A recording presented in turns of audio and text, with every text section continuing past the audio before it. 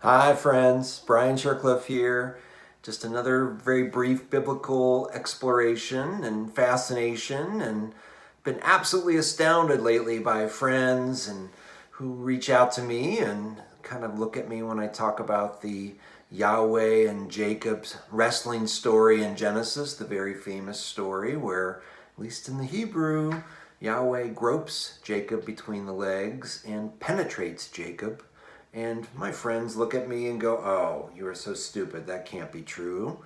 And of course, they know nothing of Hebrew, or they mention to me, "Oh, my pastor didn't talk about that, so that can't be the way it is." And yet their pastor probably never studied Hebrew. And sad to say, maybe their pastor's teacher never studied Hebrew, and on and on and on. And how quickly we are divorced from the very roots of these amazing traditions that call the Bible home. So many people have no knowledge of the multiple source theory of Genesis, that it's at least three different writers. We would do ourselves a great service to begin to know something of the roots of these stories, to let them play with us. Because in my mind, a lot hinges on it.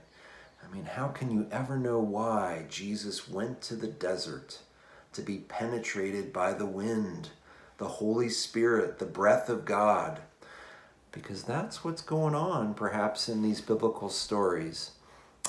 Let them play with your imagination as they've certainly played with mine, and open me to the gift of life that perhaps Jesus was inviting people to know, and Jeremiah, and the writer of these wild tales that I call Sweet Lady J, and scholars call the Yahwist writer.